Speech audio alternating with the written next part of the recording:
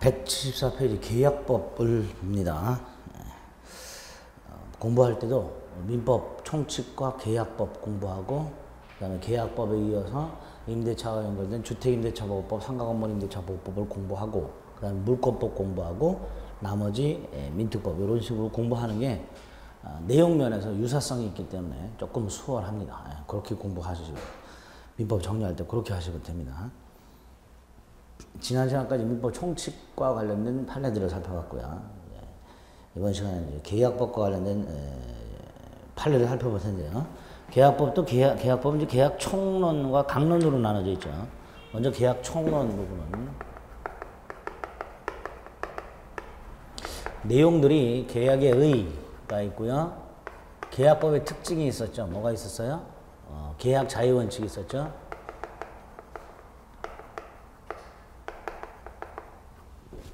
체결 여부, 상대방 상태, 내용 결정, 방식의 자유 이렇게 네 가지 자유가 있었습니다. 이 계약 자유원칙을 제한하는 원리가 나오고요. 이 제한관리에서 약관규제법이 하나 나오죠. 이 약관규제법과 관련된 판례가 몇 개 있습니다. 이거 좀 판례 정리하시면 되고요. 계약의 종류와 관련된 판례는 뭐 없습니다. 이론적인 부분이니까. 그리고 계약의 성립과 관련해서 우리 527조부터 534조까지 조문을 암기를 좀 하시고요. 요 계약의 성립과 관련해서도 판례가 그렇게 많지는 않은데 이제 계약의 성립 시기, 계약이 언제 성립하는가, 계약 성립 시기하고 계약 당사자와 관련된 판례들이 조금 있습니다. 계약이 언제 성립했으며 그 계약의 당사자가 누구냐, 이걸 확정하는 문제 이런 것들이 이제 판례로 좀 나와 있고요. 계약 성립과실 계약 체결상의 과실 책임이라는 게 나오는데 계약 체결상의 과실 책임 자체를 판례가 내기보다는 이 계약 체결상의 과실 책임 관련해서 논란이 계속되는 게 계약 교섭 중 부당 파기가 있습니다.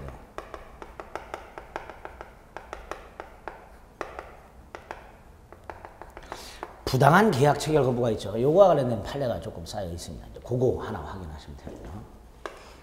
쌍무 계약의 효력이 두 개가 있죠.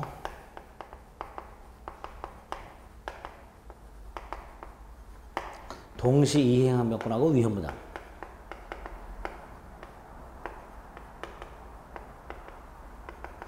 특히 동시 이행 명분 관련된 판례가 좀 많죠.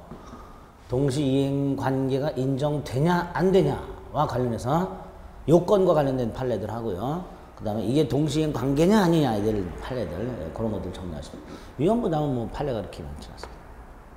제3자를 위한 계약. 이것도 판례가 조금 있고요. 제일 중요한 게 해제와 관련된 판례들입니다. 요게 분쟁이 좀 많겠죠. 결국 계약법에서 분쟁이라는 건 계약 체결과 관련된 분쟁과 계약의 효력과 관련된 분쟁과 계약의 해제와 관련된 분쟁 이런 것들이 주를 이루게 됩니다. 그래서 판례도 주로 이제 거기에 쌓여 있다. 계약 성립과 관련된 거, 동시 이행 해명권, 해제와 관련된 판례들 이런 것들이 이제 판례로는 중요한 의미를 갖게 됩니다. 일단 총론은 이렇게 되어 있고요. 강론은 매매 교환 임대차인데요. 판례는 매매하고 임대차에 집중이 되어 있죠.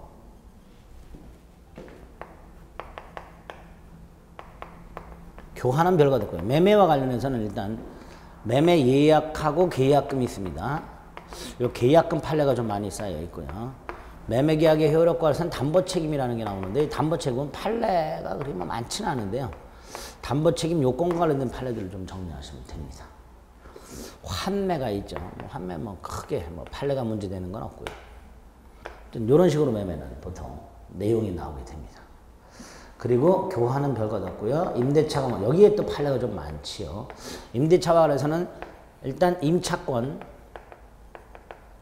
대항력 여부, 특히 622조 판례, 620 판례.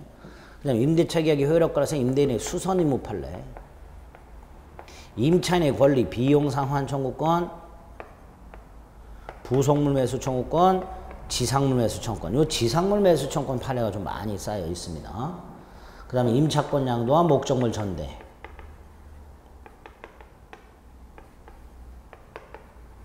보증금과 관련된 판례들. 그 다음에 임대차 종료와 관련해서 해지와 관련된 판례들. 이런 것들이 계약 총강론에 나눠져 있습니다. 각각의 기본적인 내용들과 기본적인 조문들은 여러분들이 숙지를 하고 계셔야 됩니다. 숙지하시고 계시다는 전제에서 그거와 관련된 판례들을 이제 체크하시면 됩니다. 자, 먼저 174페이지에 보면 여기에 나오죠? 약관규제법. 약관이라는 것은 계약의 일방 당사자가 다수의 상대방과 계약을 체결할 목적으로 미리 마련해 놓은 계약의 내용을 말하는데요. 이 약관이 작성이 되어 있을 때 이 약관이 계약 내용으로 편입되기 위해서는 두 가지 요건을 갖춰야 됩니다. 하나가 작성자가 명시 설명을 해야 될 것이고요.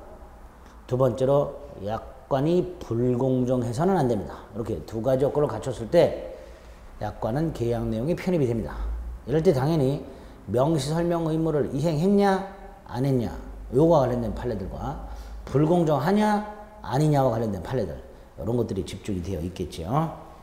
자, 먼저 174페이지 안가로 1번에 있는 것은 약관의 개념과 관련해서 약관이라는 게 꼭 약관이라는 명칭을 갖춰야만 약관이냐 아니다. 여기에 나와 있는 것처럼 골프클럽 운영 회칙이라고 되어 있는 것 중에서 회원권 양도 양수 절차와 같은 회원들의 권리 의무에 관한 규정이 들어있다면 이것도 약관의 성질을 갖는다. 이런 게 판례입니다.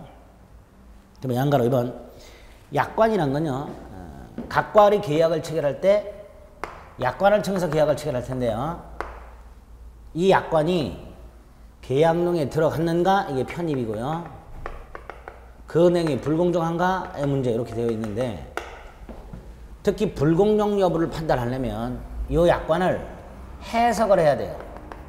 근데 해석을 할 때는 상대방마다 다르게 해석을 해서는 안 됩니다. 객관적 통일적 해석을 해야 돼요. 그런데 해석은 객관적 통일적 해석을 하더라도 그 해석된 약관을 요 사항에 적용을 하려면 약관의 기본적인 내용은 객관적이고 통일적으로 해석을 하는데 그 해석이 된 약관을 그 분쟁에 적용을 하려면 이 분쟁이 구체적으로 어떤 분쟁인지를 알아야 되죠. 그러니까 해석을 한 다음에 이걸 구체적인 사정에 따라 여기에 적용을 할 때는 당연히 구체적인 사정이 뭔지를 고려를 해야 되겠죠. 그렇죠? 해석은 획일적으로 하더라도 분쟁 해결마저 획일적으로 해서는 안 되죠. 왜? 사안마다 다르니까. 그래서 이런 말을 합니다. 양가로 이번에 법원이 약관규제법에 근거하여 약관에 대하여 행하는 구체적 통제는 약관정의 효력 여부를 심사하는 것으로 법원은 약관에 따라 단계적 통제 과정에서 개별 사안에 따른 당사자들의 구체적 사정을 고려해야 된다. 요때요 단계적 통제 과정이란 건 요걸 말하는 거예요. 해석을 한 다음에 해석 자체는 객관적으로 해라. 그 해석을 그 사안에 요 분쟁이 된 요 약관이 적용되는 그 사안, 약관이 적용되는 그 분쟁 사안에 적용을 할 때는 요 사안의 구체적 사정을 고려해서 적용해야 되겠죠. 그 적용하는 것을 구체적 통제 과정 이렇게 불러요.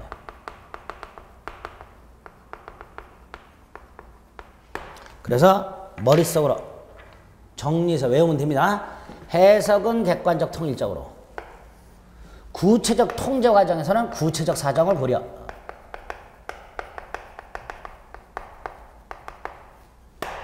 이렇게 머릿속으로 넣어두시면 되겠습니다. 그 양가로 2번이고요. 그 다음 이제 3번 편입과 관련해서 작성된 약관이 계약 내용 속에 들어오는 것을 편입이라고 하는데 편입이 되려면 작성자가 명시설명해야 되는 거죠. 다만 반가로 1번의 두 번째 줄을 별도의 설명 없이 충분히 예상할 수 있었던 사항, 그 다음에 이미 법령에서 정해진 것을 되풀이 부연하는 정도에 불과한 사항, 이런 것들은 명시설명 의무가 없다. 대표적으로 자동차 보험 계약을 체결할 때 그 자동차 보험 약관 속에는 이런 내용이 들어있어요. 보험 계약자가 보험 계약 기간 중에 자동차를 양도했을 때, 이 자동차, 보험이 들어있는 자동차죠. 피보험 자동차 이렇게 부르겠죠. 피보험 자동차를 팔았을 때 보험 계약자가 보험회사에 알려주도록 하는 약관 조항이 있습니다. 중간에 자동차 팔면 보험회사에 연락해라. 이 약관 조항은 굳이 명시설명 의무를 이행하지 않더라도, 명설명하지 않더라도 자동차를 중간에 보험계약 기간 중에 팔은 사람은 보험회사에 연락을 해요. 나 중간에 차 팔았는데 이미 납부한 보험료 좀 돌려받을 수 있는 게 있냐? 이렇게 알려주게 되어 있어요. 그러니까 이런 보험이 들어있는 자동차, 비보험 자동차를 팔았을 때는 통지하라라고 정해져 있는 약관은 굳이 명시 설명할 필요가 없다. 뭐 이렇게 되겠죠. 그 다음 반가로 2번 무배당 직장인 플러스 보장 부부 3배형이라고 되어 있습니다. 직장인 보험이 있는데 배당은 해주지 않는 거예요. 무배당이에요. 그런데 부부가 함께하면 3배를 배당해줘요. 근데 여기에 뭐라고 되냐? 이혼하면 자격을 상실한다. 당연히 이거는 통지할 필요가 없죠. 왜? 보험계약 자체가 혼자 들면 1배, 부부가 같이 들면 3배. 근데 이 부부가 같이 드는 경우 뭐라고 돼 있을까요? 이혼을 하게 되면요 3배 약정 요거는 적용 안 된다 이렇게 돼 있겠죠. 이거는 말 안 해도 당연히 아는 거예요. 왜? 보험 이름 자체가 부부 3배형이란 말이죠. 그러니까 이혼했을 때는 이 자격이 없는 거예요. 그러니까 이혼했을 때는 자격을 상실한다라는 약관 굳이 설명할 필요가 없다 이렇게 되겠죠. 반가로 3번 만약에 이렇게 명시 설명하라 그랬는데 좀 전에 봤던 뭐 충분히 예상할 수 있는 사항이나 법에서 정해져 있는 걸 부연 반복하는 걸 빼고는 명시 설명을 해야 되는데 안 했다면 당연히 약관을 작성한 사람은 계약 내용으로 주장을 못해요. 이 약관을. 문제는 상대방도 주장을 못하는가? 상대방은 주장할 수 있다. 이렇게 되어 있습니다. 그래서 반가로 3번 보험자가 보험약관의 명시설명 의무를 위반해서 보험계약을 체결했을 때 그 약관을 보험계약으로 주장할 수는 없다. 그러나 상대방이 주장하는 것은 무방하다. 뭐 이렇게 되겠죠. 그 다음에 반가로 4번 보험약관의 중요한 내용에 해당하는 사항이라 하더라도 보험계약자나 대리인이 충분히 알고 있다면 이건 굳이 설명할 필요가 없는 거예요. 이미 상대방이 알고 있는 것까지 설명할 필요는 없다는 거예요. 이때 상대방이란 꼭 계약의 특정 상대방만을 말하는 게 아니라 대리인까지를 포함합니다. 다만 보험계약자나 대리인이 이렇게 말하겠죠. 작성한 사람이 판사가 뭐를 볼 거예요. 다툼이 생겼으면 야, 너 이거 왜 명시설명 안 했냐? 그럼 작성자는 뭐라 그럴까요? 보험계약자나 그 대리인이 충분히 알고 있는 겁니다. 따라서 명시설명 안 했습니다. 라고 소송에서 주장을 할 겁니다. 그 다음에 소송에서는 주장만 갖고는 안 되죠. 주장 플러스 증명해야 되죠. 그러니까 보험회사가 첫째 명시설명 의무를 이행했다라는 거.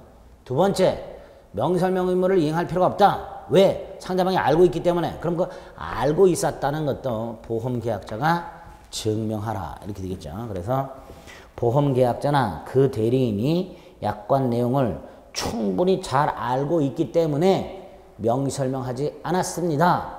라고 주장하는 보험회사, 보험자가 그 사실을 증명하라. 이렇게 되겠죠.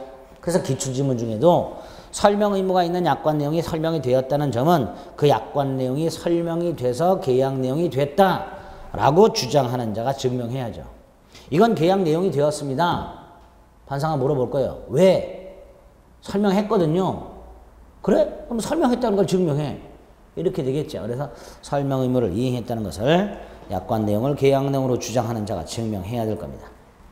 그 다음에 명시 설명을 했어요.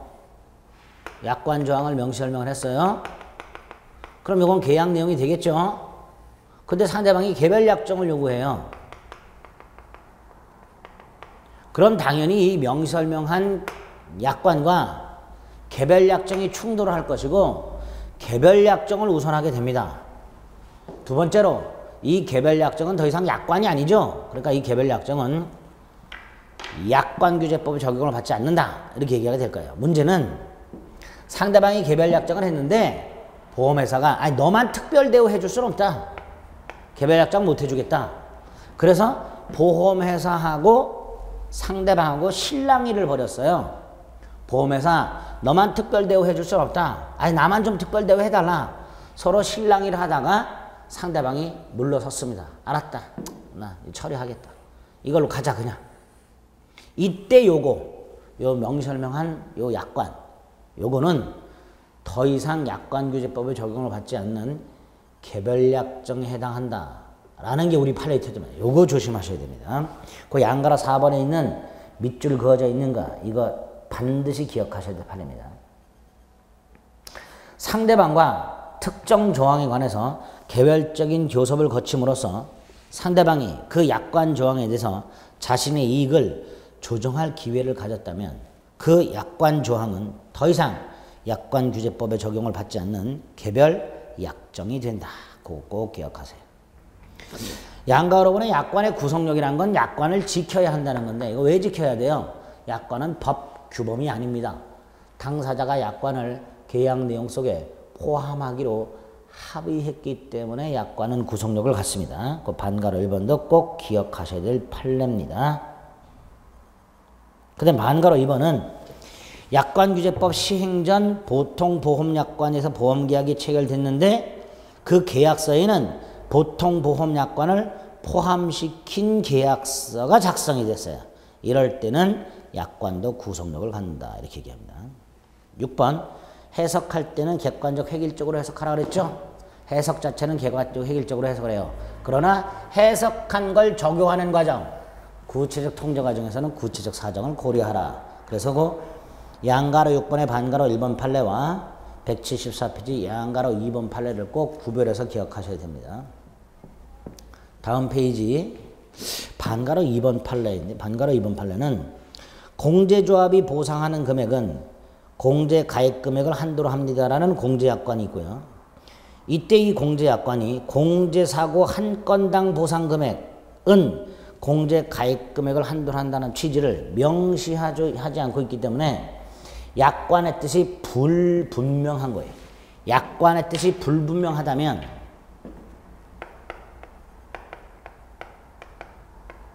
작성자 불이익, 무슨 불이익? 작성자 불이익 상대방에게 유리하게 따라서 공제조합이 보상하는 금액 한도가 예를 들어서 공제가액 금액이 1억이에요. 한도가 그럼 1억이겠죠. 이 1억이 예를 들어서 갑이 있고 을이 있고 이거 공제조합이고요. 이 사람이 당사자인데 얘가 몇 건의 사고를 쳤어요. 그럼 공제조합이 보상을 할 텐데 얘가 사고 친 것 합계가 1억을 넘지 못한다냐 아니면 한 건당 사고 친 것 한 건당 1억을 넘지 못하는 거냐.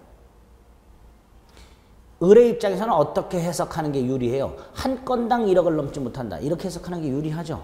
그러니까 공제조합이 보상하는 금액은 공제가액 금액을 한도로 한다라는 약관은 한 건당 공제가액 금액을 한도로 한다라고 명시하고 있지 않기 때문에 불분명하고 불분명하다면 상대방에게 유리하게 해석한다. 어떻게? 건당 1억 넘지 못한다. 이렇게. 건당 1억 넘지 못한다라고 해석하는 게 상대방에게 유리한 거죠. 반가로 2번. 자, 양가로 7번 주의해야 될 판례 반가로 1번. 반가로 1번은 보세요. 약관상 매매계약을 해지할 때 매도인을 위한 손해배상액 예정조항은 있는 반면에 매수인을 위한 손해배상액 예정조항은 없을 때라고 되어 있습니다. 갑과 을이 매매계약을 했는데 얘가 매도인이고 얘가 매수인이에요. 예를 들어 얘가 잘못을 했을 때는 1억 배상하라. 이런 약관이 있어요. 액수를 딱 정해놨어요. 손해배상의 액수를 미리 예정을 해놨어요.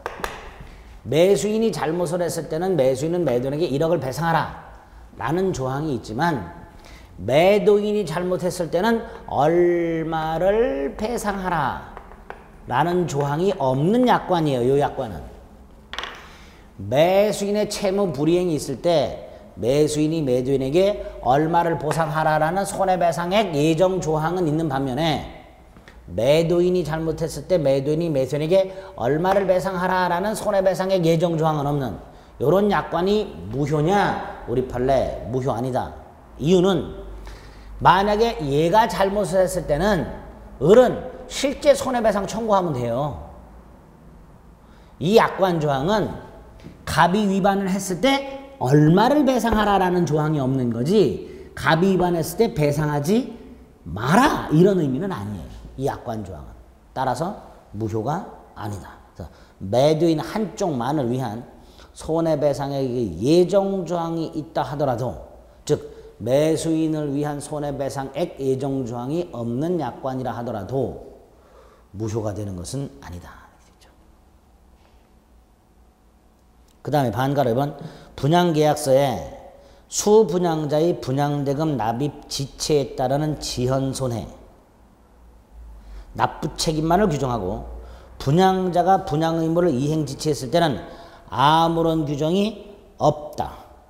이때 수분양자의 분양대금 납입 지체에 따르는 지연손해금 조항이 당연히 매도인에게도 적용돼서 동일한 지체 배상금 조항이 있는 것으로 간주될 수는 없고 따라서 피고는 원고에 대해서 손해배상액의 예정으로 지체 배상금 지급을 구할 수는 없고 원고의 채무 불이행으로 인하여 실제로 입은 손해만을 배상받을 수 있을 뿐이다. 자, 이때 피고가 수분양자고요. 원고가 분양자입니다. 그럼 이렇게 되는 거예요. 분양자, 건설회사가 있고요. 수분양자가 있어요. 얘가 분양대금을 납하지 못하면 얼마를 배상하라는 지체 배상금 조항이 있어요. 배자를 빼고 지체 상금 이렇게 불러요. 지체했다 그래서 상금을 주는 게 아닙니다. 배자가 빠져 있는 거예요. 지체 배상금 조항이 있어요.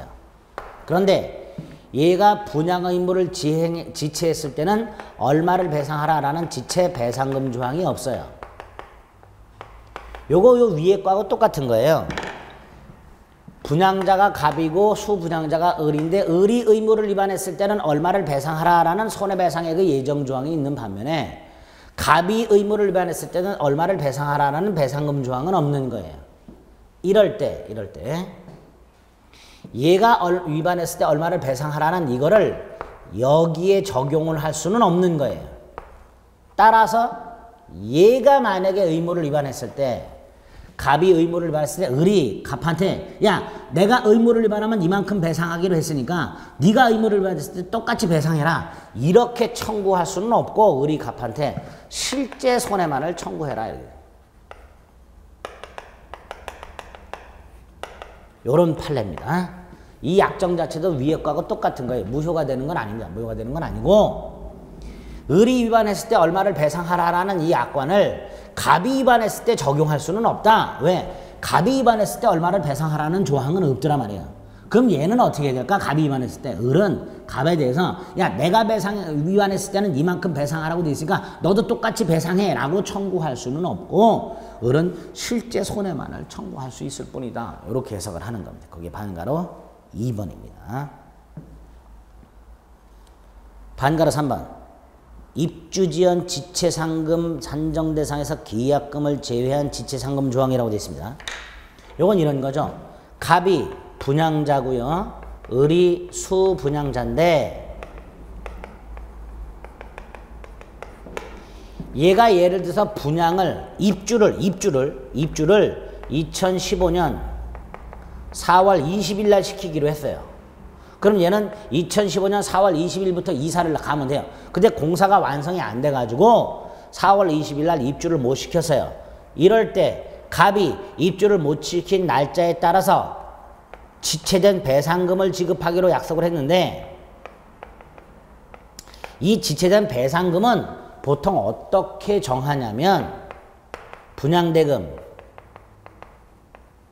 곱하기 퍼센테이지 곱하기 일수 지체된 날짜 분양대금이 1억이다. 1억에 뭐 0.1% 하루에 1, 이틀, 2 이런 식으로 이렇게 계산하는데 요거 계산할 때 요게 계약금을 빼버려요. 그렇게 돼 있어요. 약관이. 만약에 계약금을 빼버리면 얘가 배상받을 금액이 줄어들죠. 얘한테 불리하죠.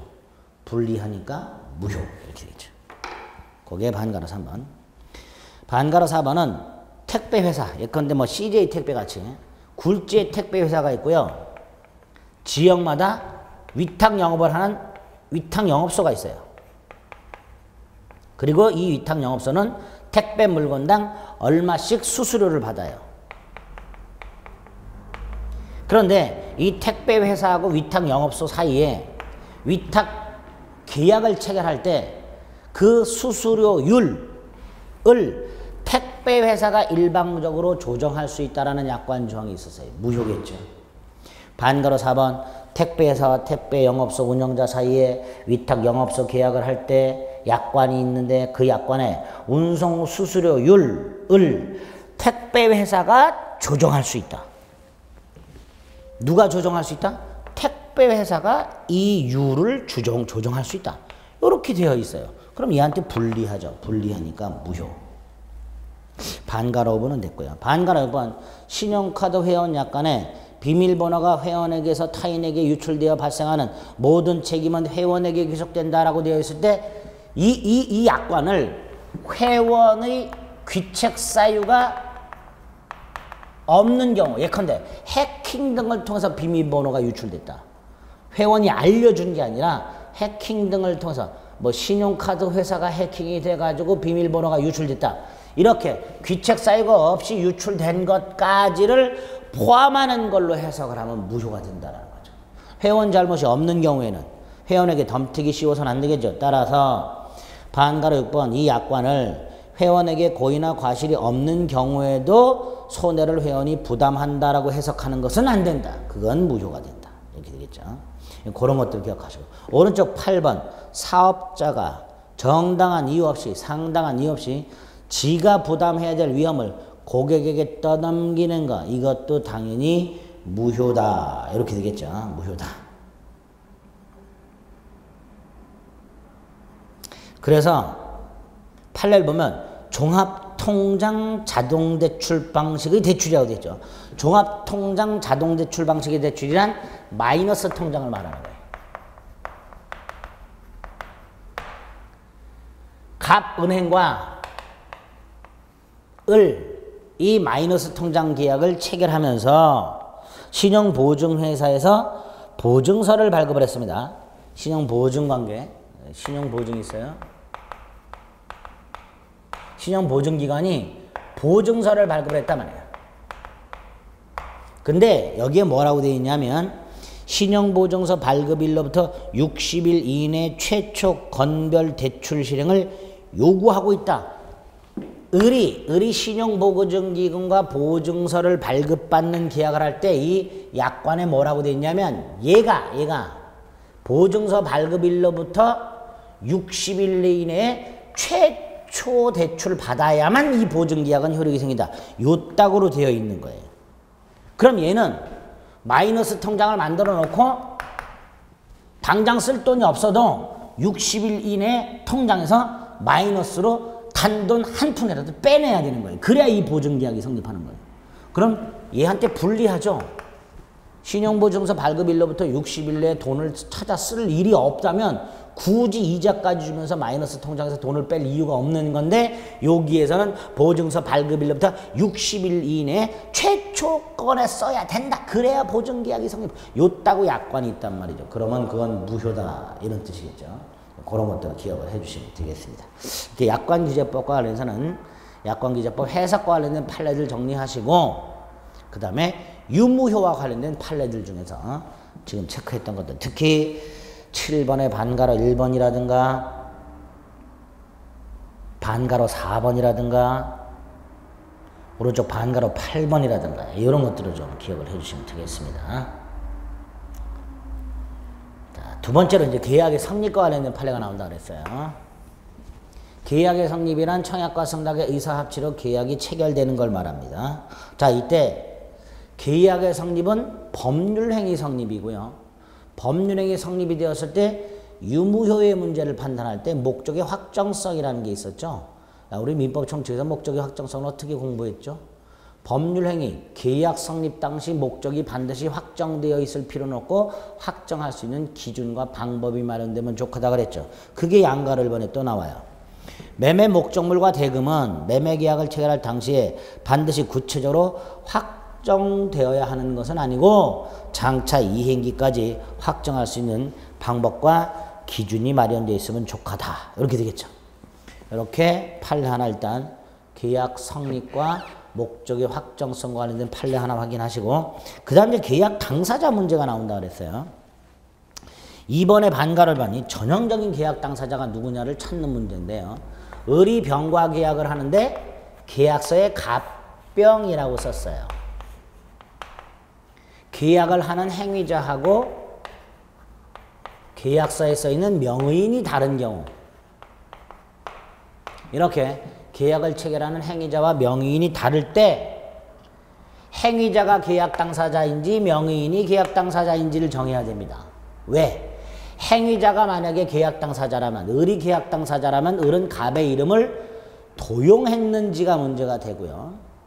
계약 당사자가 명의인이라면 을은 갑의 대리인인지가 문제가 됩니다.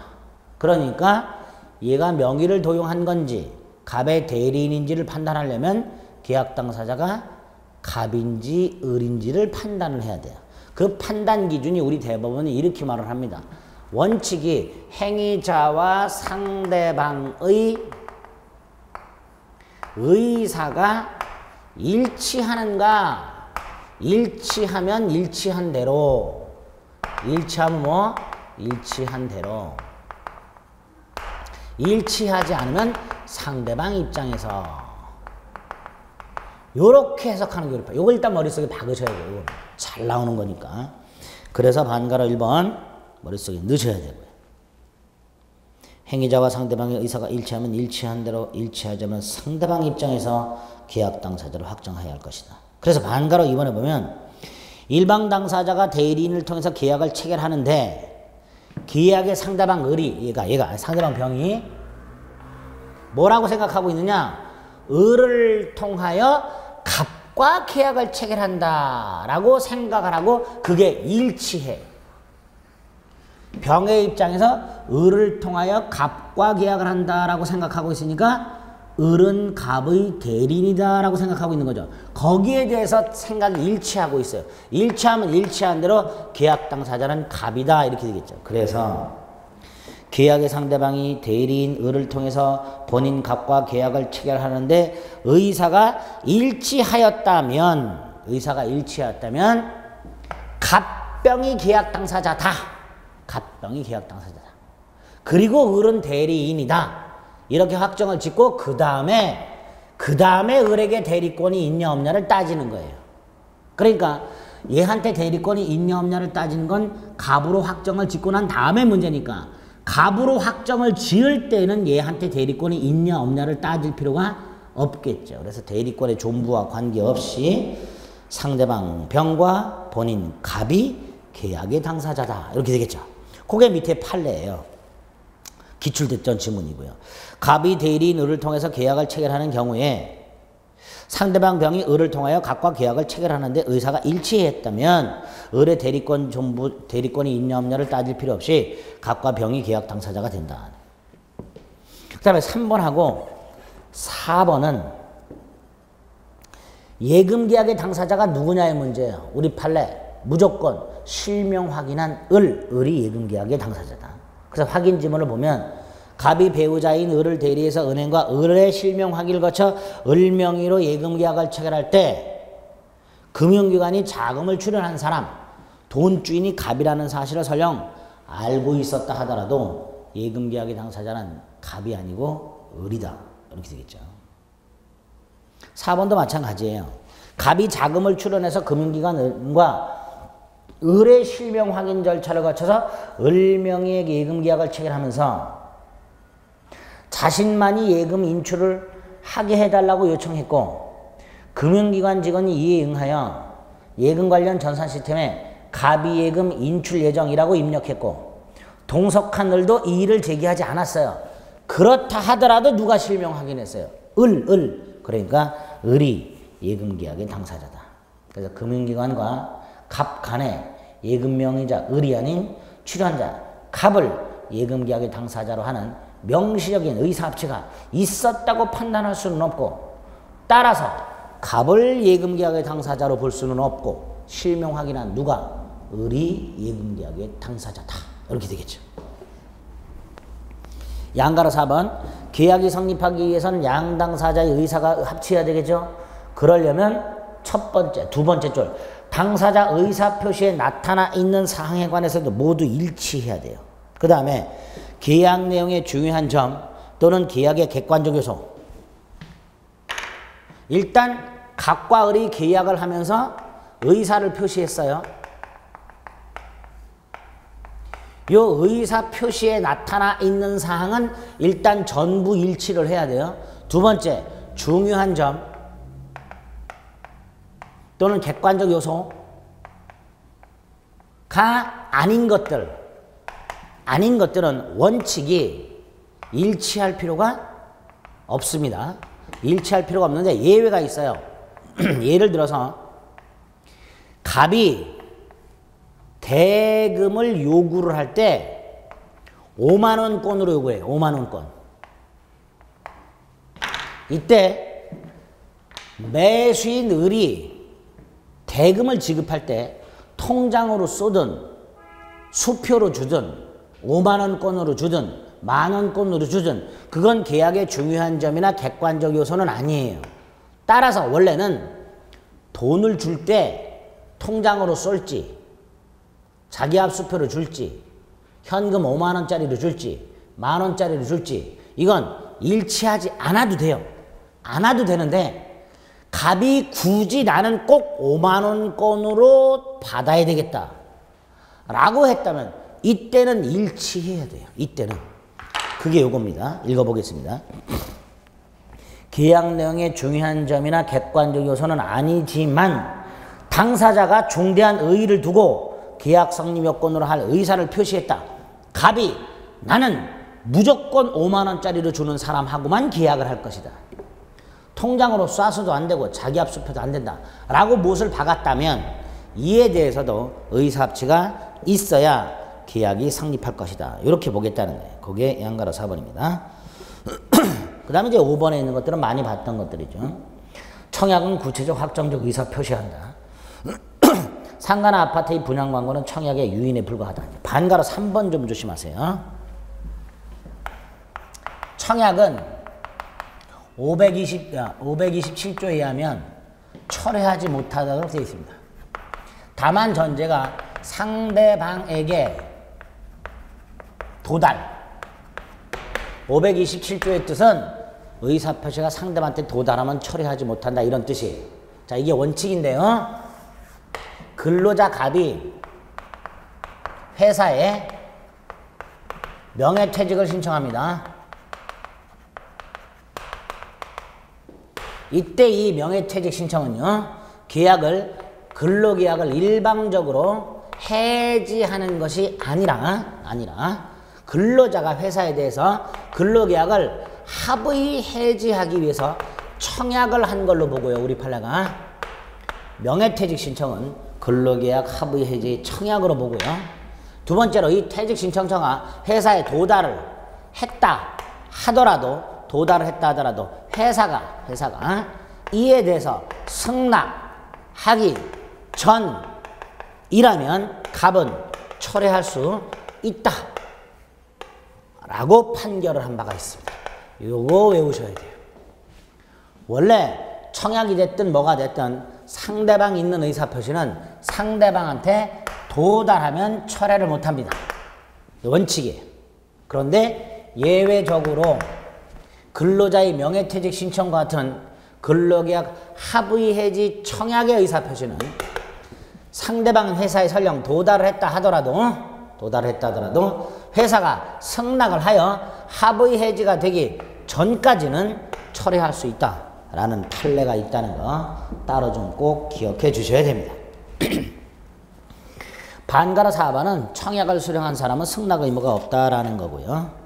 양가로 6번은 계약이 언제 성립하는가? 이거 의사 실현에 의한 계약 성립과 관해서 외우시자 그랬죠. 예금 계약은 언제 성립한다고요? 금융기관 직원이 돈을 받아서 확인한 때. 우리 예금을 하러 가요. 돈을 들고. 그래서 은행 가서 예금을 합니다. 돈을 건네줍니다. 나 예금하겠소라는 청약이에요. 금융기관 직원이 이 돈을 받아가지고 계수기에 넣어가지고 드르륵 돌려서 계수기에 얼마라고 딱 찍히죠. 그래서 그걸 금융기관이 확인을 딱 합니다. 그때 계약이 성립합니다. 거기 양가로 6번 돈을 받아 확인하면 성립한다. 이렇게 돼 있죠. 자, 이렇게 계약 성립과 관련된 내용이 있고요. 그다음에 이제 계약 체결상의 과실 책임이라고 되어 있는데요. 계약 체결상의 과실 책임은 뭐였었죠? 535조. 예, 계약은 성립했으나 계약의 목적 달성이 원시적 불능. 계약은 성립하였으나 계약의 목적 달성이 원시적 불능. 일대 이 계약은 무효. 여기까지가 민법 총칙이에요. 이행전임은 이행할 필요가 없고 이행하라면 부당이득 반환 의무가 생긴다. 여기까지가 민법 총칙이고요. 계약법 총칙에서는 이 경우에 플러스 알았거나 알 수 있었을 자는, 원시적 불능을 알았거나 알 수 있었을 자는 상대방에 대해서 상대방 선의 무과실, 이행이익을 넘지 않는 범위 내에서 신뢰이익을 배상해라. 여기에 계약 체결상의 과실 책임입니다. 따라서 3번에 1번 당사자 일방의 채무가 원시적으로 이행 불능이면 계약은 무효가 되고요. 상대방은 계약 체결의 과실을 이유로 하여 신뢰이익 배상을 구할 수가 있다. 뭐는 못 구한다? 이행이익 배상을 구할 수는 없다. 그래서 계약 체결상의 과실 책임은 이렇게 이행이익을 넘지 않는 범위에서 뭘 배상하는 거다? 신뢰이익을 배상하는 걸 말한다. 그 다음에 양가로 2번을 조심하셔야 되는데요. 이렇게 계약 체결상의 과실 책임은 계약의 목적 달성이 원시적으로 불능인 경우를 말하는 거고요. 원시적으로 불능이라면 전부 불능이든 일부 불능이든 묻지 않습니다. 왜? 일부 불능의 경우에도 민법 총칙 137조가 적용이 돼서 전부 불능으로 보기 때문에 일부 불능의 경우에도 원칙적으로 계약 체결상의 과실 책임 문제가 생길 수가 있어요. 있는데 요 원시적 일부 불능 중에서 요것만 따로 떼냅니다. 요것만 따로 떼내요. 우리 판례가 뭘 따로 떼내냐면 매매와 같은 유상계약에서 수량을 지정한 매매를 했는데 그 수량이 부족하더라. 근데 매매와 같은 유상계약에서 수량 지정 매매에서 수량 부족이 있게 되면 선의의 매수인은 대금 감액을 청구할 수 있고요. 계약을 해지할 수 있고 손해배상을 청구할 수 있다고 574, 572조에서 규정을 해놨어요. 그리고 이거는 담보 책임이에요. 담보 책임이 따로 인정되는 거고요. 담보 책임이 인정되려면 계약은 전체가 유효해야 돼요.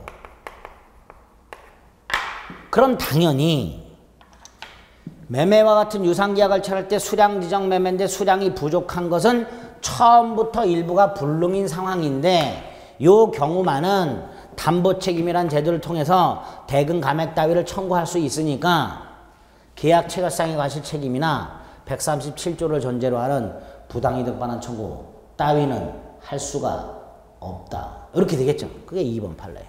읽어보겠습니다. 부동산 매매 계약에 있어서 실제 면적이 계약 면적에 미달하는 경우에 그 매매가 수량 지정 매매에 해당할 때 574조, 572조라는 담보 책임 규정을 통해서 대금 감액 청구권을 행사하는 것은 변론으로 하더라도 그 계약의 미달 부분만큼 일부 무효를 들어서 부당이득 반환을 청구하거나 또는 원시적 일부 불능을 이루 535조 계약 체결상의 과실 책임 따위를 청구할 수는 없다. 그렇죠? 이렇게 처리하게 되는 게 따로 있다는 거 확인하시고요. 그 다음에 이제 한 장을 넘기게 되면 계약교섭의 부당파기가 있습니다. 자, 계약교섭의 부당파기.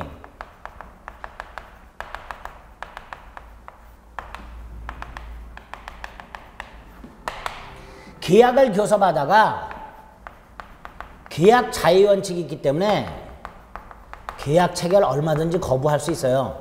여러분들이 백화점에서 옷을 입어보고 마음에 안 들면 안 살 수 있어요. 근데 그게 부당한 경우가 있을 수 있어요. 이게 문제가 돼요.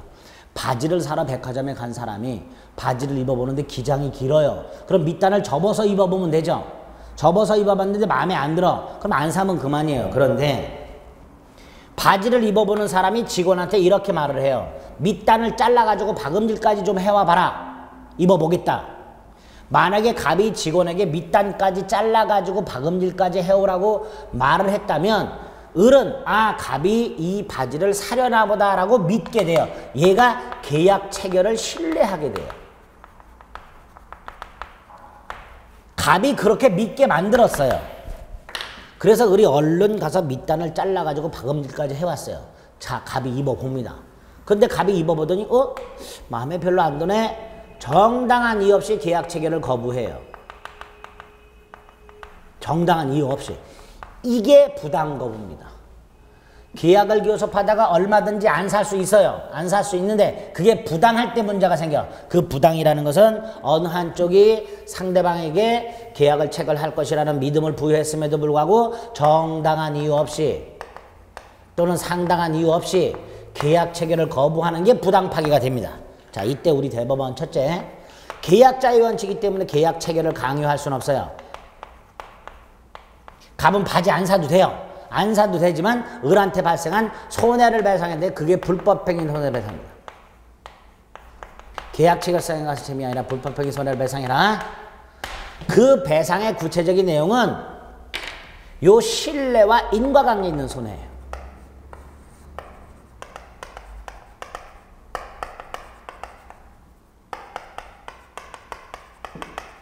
신뢰와 인과관계 있는 손해고 이 손해에 포함되는 게 두 개예요. 계약 준비비용, 계약 이행비용. 단 제안서 견적서 작성 비용은 빼야 돼요. 왜? 요거는 계약 체결을 신뢰하고 있는 게 아니에요. 요거는 계약 체결이 좌절이 되더라도 어쩔 수 없지 라고 생각하고 있을 때 작성된 거예요. 나하고 꼭 계약이 체결될 것이라는 믿음은 없는 상태예요. 그래서 이런 제안서나 견적서 작성 비용은 제외.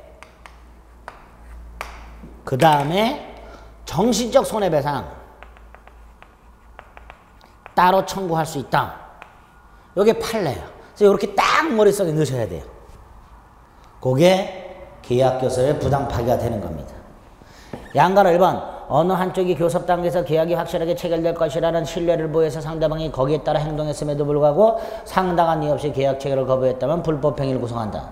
2번 불법행위를 구성할 때 신뢰손해 계약 준비비용이 한정된다. 그러나 아직 계약 체결에 관한 확고한 신뢰가 부여되기 전에 계약 교섭의 당사자가 계약 체결이 좌절되더라도 어쩔 수 없다고 생각하고 지출한 비용, 제안서나 견적서 작성 비용 따위는 배상액에 포함되지 않는다. 그랬죠? 그리고 양가로 3번 이행비용 따로 청구할 수 있고 이행의 착수가 상대방의 적극적 요구에 바지를 밑단을 잘라왔어요. 이행 착수가 상대방의 적극적 요구에 의한 것이다. 이럴 때 그 비용도 청구할 수 있다. 그리고 오른쪽 정신적 고통에 대한 손해배상 별도로 구할 수 있다. 이렇게 계약교섭의 부당 파기 관련된 대법원 판례를 머릿속에 딱 세트로 정리해 두셔야 됩니다. 계약교섭의 부당 파기가 무슨 뜻이냐? 그때의 효과 3개. 딱 머릿속에 정리를 해 두실 필요가 있습니다. 됐죠? 일단 이렇게 계약의 체결과 관련된 내용들까지 살펴보셨습니다. 나머지 계약의 효력, 특히 동시항변권 중요한 내용이고요. 요거는 시간을 좀 달리해서 살펴보도록 하겠습니다.